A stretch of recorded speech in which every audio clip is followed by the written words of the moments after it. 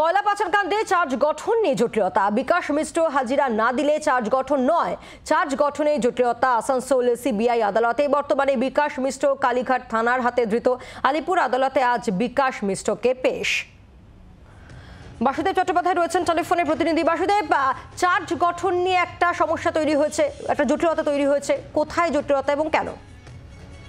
দেখো, কয়লাকাণ্ডে charge frame করবে CBI করা মামলা যেটা চলছে আসানসোল বিশেষ সিবিআই আদালতে, তার চার্জ ফ্রেমের আজকে ডেট ছিল। কিন্তু চার্জ ফ্রেমের নিয়ম হচ্ছে যে 50 জন অভিযুক্ত আছে, 50 জনকেই উপস্থিত থাকতে হবে। 50 জনের মধ্যে যে বিনয় মিশ্র তিনি ফেরার আছেন, তাকে বাদ দেওয়া হয়েছে এবং একজন মারা গেছে। এই 48 জনের মধ্যে 47 জন উপস্থিত হয়েছে, কিন্তু বিনয় মিশ্র উপস্থিত হয়নি।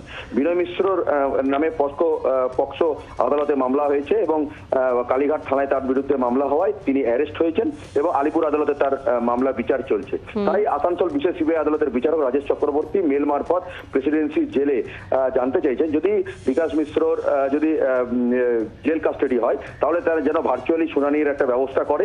যদি পুলিশ কাস্টাডি হয় তাহলে জানতে পারেন বিচারক, তাহলে কালীঘাট থানায় তিনি মেল করবেন এবং কালীঘাট থানায় মেল করার পরে তিনি সেখান থেকে একটা ভার্চুয়ালি শুনানির একটা প্রক্রিয়া যেন হয় তার ব্যবস্থা করার জন্য ইতিমধ্যেই প্রস্তুত নেওয়া হয়েছে এবং ততক্ষণ এই মামলা শুনানি স্থগিত রাখা হয়েছে। 47 জন যে অভিযুক্ত রয়েছে, অনু মাঝি, লালা থেকে আরম্ভ করে জয়দেব মন্ডল থেকে আরম্ভ করে বরণ মন্ডল থেকে আরম্ভ করে নারায়ণ খাড়কা, সবাই কিন্তু উপস্থিত হয়েছে। কলিয়ারির যারা ম্যানেজার আছেন তারা রয়েছেন, বিভিন্ন কলকারখানার বড় বড় কলকারখানার যারা মালিক বা মালিক পক্ষের থেকে যারা এসেছে তারা রয়েছেন এবং এই মামলা শুনানি ততক্ষণ স্থগিত থাকবে যতক্ষণ না বিকাশ মিশ্রর মামলাটা কি পরিস্থিতি থাকলো, তার জেল কাস্টাডি হলো না তার পুলিশ কাস্টাডি হবে, সেটা জানার পরেই কিন্তু পরবর্তী বিচার হবে। কারণ ভার্চুয়ালি শুনানি হোক বা সরাসরি উপস্থিত, দুটোর মধ্যে একটা হতেই হবে। এই না হলে চার্জ ফ্রেম হবে না। এখন দেখার কখন ভার্চুয়ালি শুনানি বা চার্জ ফ্রেম হয়।